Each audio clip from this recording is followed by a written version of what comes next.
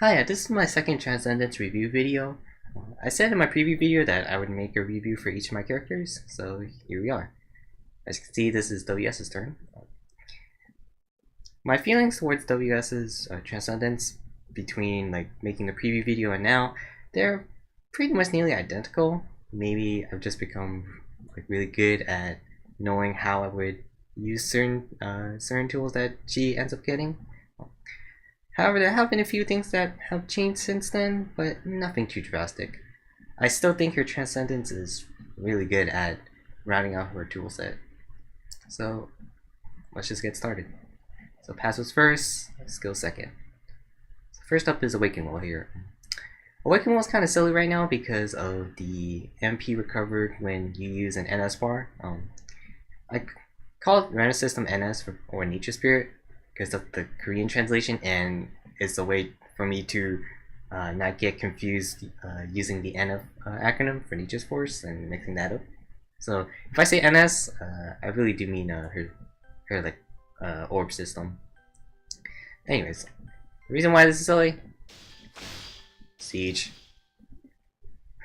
So right now, Siege Z only takes 5 MP, X only takes 15. Yeah, it's pretty silly.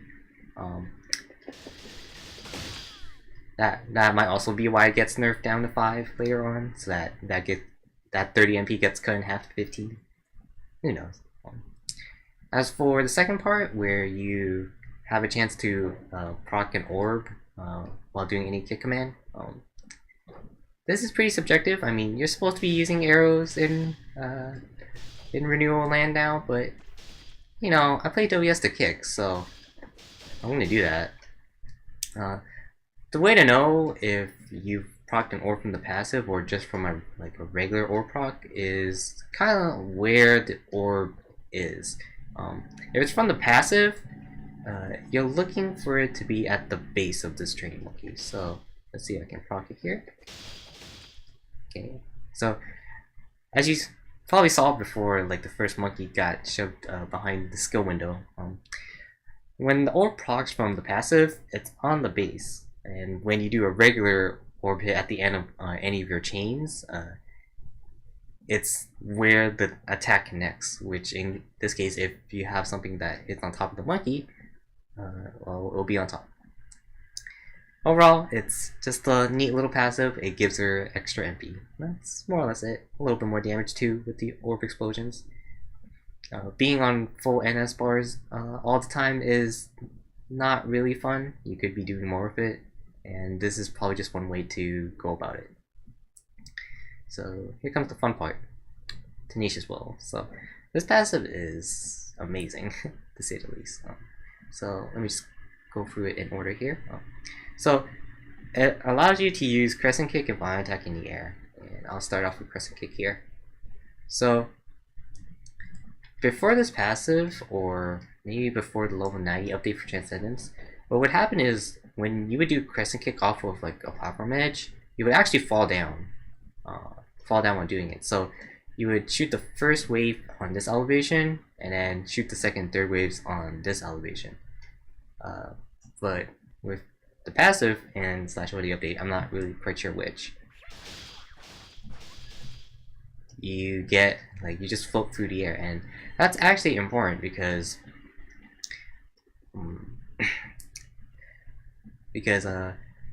doing this in the air actually has less recovery time than doing it on the ground. So let me do a ground one. You can see that I have this very slight delay, and I'm gonna let Alice attack here. One, okay. So if I do it instantly in the air, like this, I actually have less recovery time because my fall speed's fast enough. And this doesn't actually reduce your damage on Crescent Kick at all, because the crescents themselves have a pretty good vertical range. They buffed it quite some time ago, so the crescents overlap very well. So you don't have to worry about losing out on damage too much. Also looks way cooler. Okay, so second part is Violent Attack, right? So Violent Attack,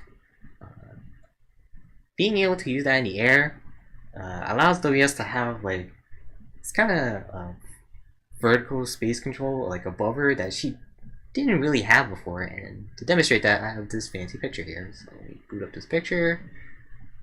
There we go. Okay. So this is from Velder's Hallucination. This is the room where you see the first graves. So this mob at the top, I'm gonna doodle here. Oh my god, that's a horrible circle. It's like an oval.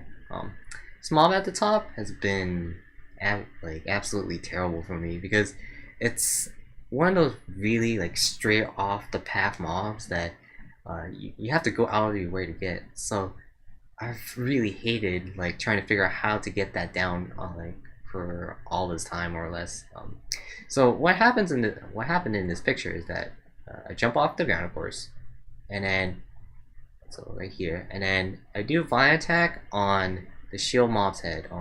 Vine Attack hits a little bit below it, not really that much, but if you start on a mob's head, you'll hit it. So then Vine Attack travels all the way up. I can't even make a straight line, and then I circle this mob, and then comes back down for the other two, right? If this is the only purpose I have for air Vine Attack, it is worth it. It is definitely worth it. Okay. But yeah, I'm just showing you a good example of how useful that is.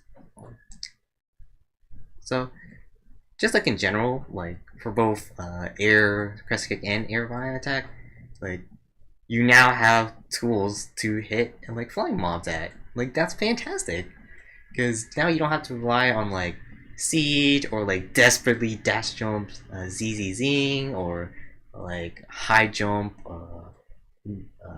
X's. It's like, yeah, it's super flexible. For the second part here, because there's more to it, you get this neat cooldown reduction here. I am pretty lucky that they chose to add Reflect Kick to the hit condition rather than just having it specifically Nature's Force.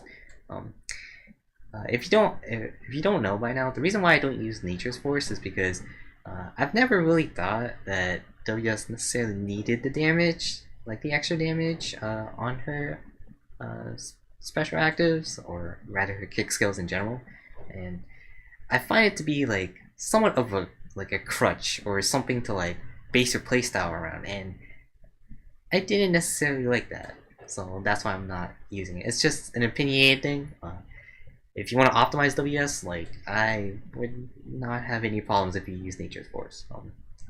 I do admit that I'm a little bit hypocritical because I do have Irelina here, but I really only use it when I'm at full MP at the end of a boss room in Henier, or full MP going into like a room where I don't need full MP. So, so as for like the cooldown reduction itself, it's questionable for me because I've spent like over 3.5 years, maybe close to 4 years, of just playing WS and like figuring out dungeon layouts and managing my cooldown that way. So this doesn't seem to be like that big a deal to me. Maybe I just have faster siege, and that's more or less about it in mobbing.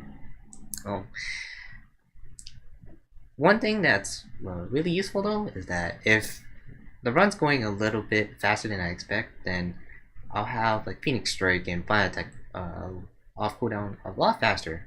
The reason why is because when you activate the cooldown reduction, apparently if the cooldown's higher than its natural like cooldown, then it's just gonna reset to that. So let's see here. So Phoenix Strike gets 30, right? When you do Reflect Kick, it goes to 20. And it goes from there. So that saves like 8 seconds or so. Vine Attack, I think it goes up to like 37.5, 38. So when you do Reflect Kick afterwards, or Nature's Force, whichever one you want to use to proc the CD minus, you like you shave off 12 seconds, 13 seconds, and that's pretty good. Like that'll definitely be useful when runs are going a little bit faster than I expect, but when they're going at my pace, I'm just not quite sure. overall, like passive, super good, super good. Like uh, even the cooldown minus like adds some flexibility, but the main part of it is definitely having the ability to do Crescent Kick and Violent Attack in the air. Alright, so let's go to skills here. So Spinning Crescent. Spinning Crescent. I thought in the preview video that I would be able to negate Siege X pushback with this skill. Turns out I can't. So I thought of a new approach of how to use this skill. So let me go do it. My new idea revolves around like the idea of containment, and what I mean by that is, let's see here. Let me do this here. As you can see, with Mono Necklace or Magic Necklace, it builds about like an MP per tick. That's pretty alright actually. So this also has per frame MP regain. What I mean by that is that if you have like two mobs that are hitting on different intervals of the skill, then you'll get like twice as much MP. So as you can see, when I did it on these two monkeys here, I got a lot more MP than I did just doing the one back here. I could have swore I built more MP, but maybe more MP from this skill period, but maybe that's because of what I do afterwards, where I just kind of just follow Spinning Crescent with C's and X's. And since your main tool should be this and this, well, it's pretty much more or less like a supplementary skill, more or less. Where you use Spinning Crescent also matters in what tool you should probably use, as in this or this. If you do it point blank, you'll actually have a tendency to have the mob like fall out because it doesn't push back enough, or if at all. So what you need to do if you're doing it point blank is that you actually need to do dash jumps CZ, and just to push it back in, and you'll be on your business there. If you're doing it at the edge, I personally would recommend the edge, like here. That way you can just do X's. So the reason why I call this like a containment skill now with that is because you can use it as kind of like a first move against like bosses, where you just put them into hit stun, and even if they end up attacking you, they're more likely to come out of their super armor frames if they have some on their attack, and you can like just follow up on them safely. This is probably the safest method without pushing things back with Siege. However, you should probably still use Siege and arrows as an approach in mobbing, because, well, the skill doesn't do a lot of damage, and it's definitely not supposed to be used for damage. So overall, I think this skill's a little bit different from what I thought it'd be, but it's still pretty good. Again, you should primarily use this skill just to keep things like in check, and just to allow yourself some breathing room if they get hit stunned. If they don't get hit stunned, well, oh well. There might be some use for it in mobbing, but I haven't really thought about it yet. Again, there might be some containment situations, and I'd probably use Spinning Crescent there too. But like just for like actually like regular approaching, I'd probably just still use Siege and arrows. And the last thing is, since this skill does a lot of hits, I welcome it so much in here because, well, we do not have the best skills to build Awakened Charge with. I mean, there is Siege, but just having like that extra skill that's multi-hitting is really good. Alright, so the next skill. It's Maximum Pain, I believe. So, use this with this.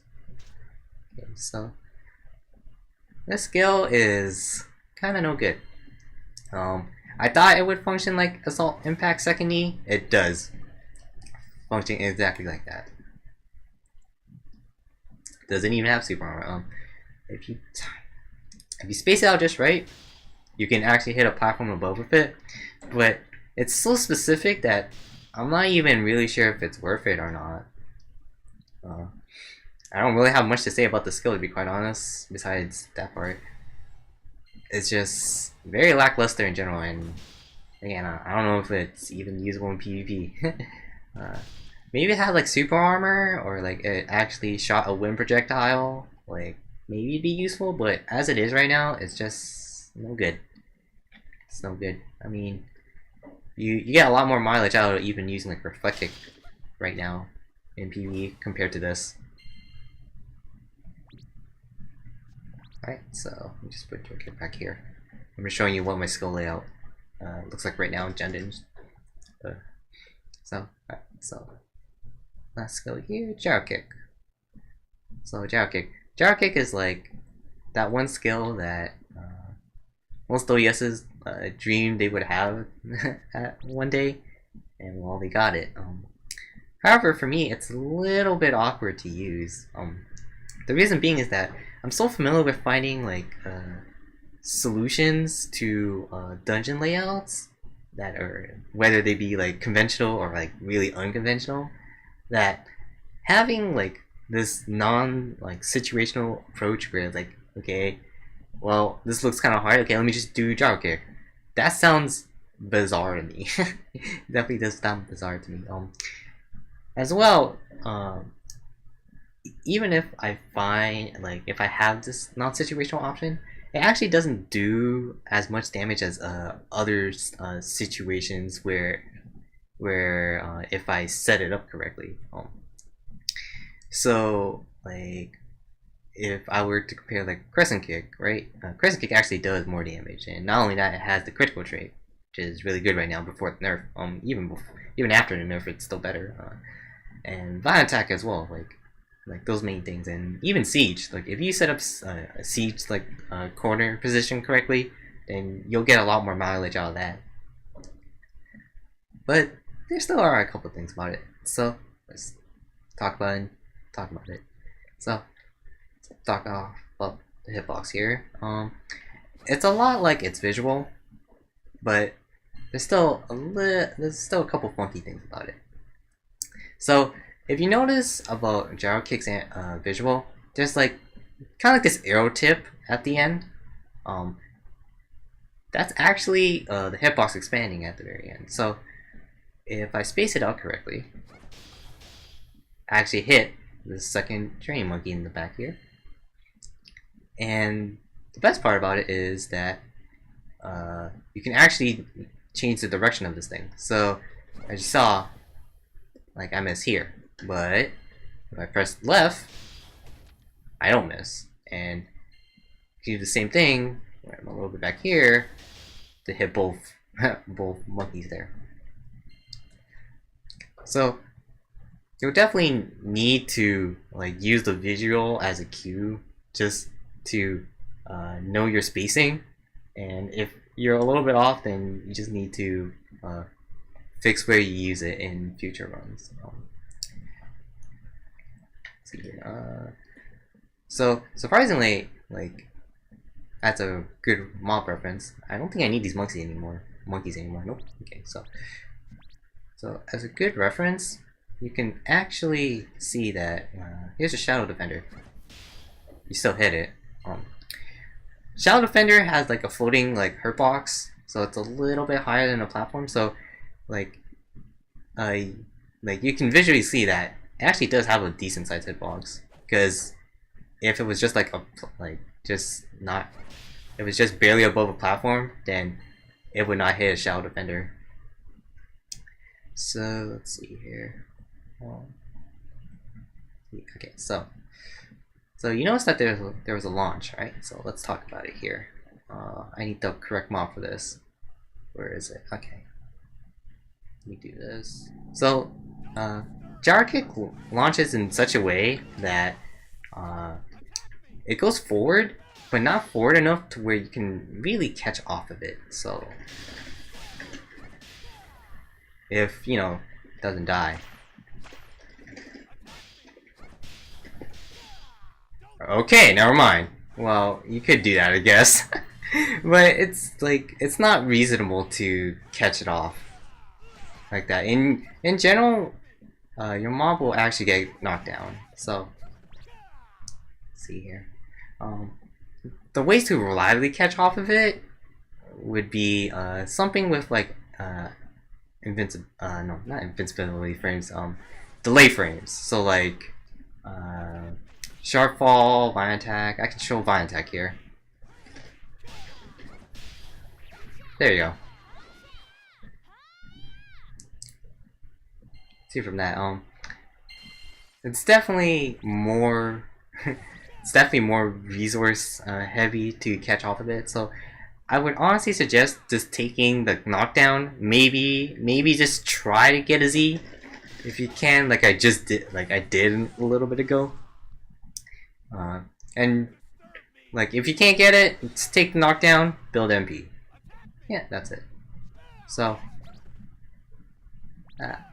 sorry. Oh. So in terms of useful situations for this skill, I would say one of the most useful is in Hanier, where you have like boss rooms with 3 or more bosses, and the reason why is because if you hadn't noticed, this skill builds back a lot of MP. It reminds me a lot of like Shark Falls Ripple MP game before they got removed. So see here that it builds like 3 chunks, I think. Yeah, it does. And as well, that also charges up MP really fast for your pet as well. The best room in Hanier for this is probably Enigma's room, because there's like her and then like 5 or 6 like kind of like mini boss health mobs. So yeah. The other place I think this would be useful for would be in dungeons with like curves and /wolf flying mobs. For the flying mobs part, if you go to Enigma's room in the 3rd room, where you kind of have to like wait for the steps to like fall down before you can progress, I think you can hit the birds and then land on the top of the steps, and that's really nice just for like keeping the flow going, like keeping the rhythm going. In terms of curves, the one I can think of is like Elder's Secret dungeon. So that's 2x or like Wally's, whichever you want to call it. And it's the 2nd and 3rd rooms where there's like mini boss archery towers. So what you could do is that if there's like a mob on like one end of a corner and you have like the archery tower on another, what you could do is like you could just like go right around it with Gyro Kick, and that's pretty rare, or like pretty rare for a WS skill to have. I think the only other skill you could probably use is Vine Attack, but you might want to save it for like something else. And last place I would use it at, well, it's kind of like a general thing. It's pretty much anything that you can't figure out a solution to, you can probably use Gyro Kick. There are a lot of situations on WS like in general, but like personally speaking, there aren't as many for me because I really force situations really well. So the last thing I want to talk about is the damage nerf that this skill gets. So this drops about like 1k physical a little bit later on.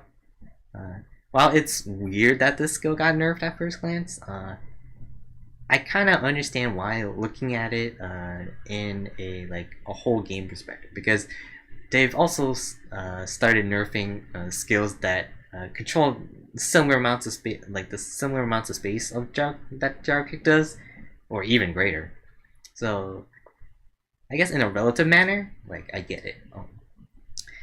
This also indirectly encourages like WSs in general just to use the tool more for other utilities rather than damage, like just for hitting things or regaining as much MP as possible from the skill, like things like that. And you know me, that's pretty much right up my alley. Alright, so guess we're at the end of this video. So So here's a quick summary. In general, level 90 passive, star of the show, right? If WS's Transcendence was just this passive, fantastic. I would have taken it. That's because Air Crescent Kick and Air VA, they just add the ability, like I said, to control the space above her like so well, and she doesn't just have to rely on siege or arrows or off-platform VAs or just like desperation kicks to deal with that space anymore. You have these options, and Gyro Kick certainly adds even more flexibility to that. Level 80 passive just helps out a little bit, not that big of a deal. Spinning Crescent, I think its greatest point is just like allowing you to like keep control of the situation as best as WS humanly can, really. In fact, this is Spinning Crescent is most likely my most used Hennier skill right now. And that might sound really weird because it doesn't do any damage, but I feel that just having control is better than just praying that my damage is enough, because it certainly isn't with how Hennier is right now. And lastly, Gyro Kick. Gyro Kick is, well, flexible. It is what WS has wanted to be, and it's a little bit more too. It's good for just hitting things, as like I said, but you can't really like use it willy-nilly because you'll likely be missing out on like good damage opportunities that you could have using other tools. Its MP regain is great, and if you just wanted to use Gyro Kick as a way to just have this like relatively low cost like MP skill at the end of the day, then go for it. I'm pretty sure there are tons of rooms in like endgame dungeons where there are like 6 or 7 just like mobs clumped together, and you just use Gyro Kick and you just have like a 60 MP skill, more or less 60-70 MP skill like at the end of the day. That's like really good just for keeping things going. Alright, so thanks for watching and listening again. I'm not really sure when I'm gonna update my WS guide next. Hopefully it will be soon. It will be whenever I'm not mentally exhausted from Hennier or other things in particular. Okay, so I guess I'll catch you in next video. Catch you later.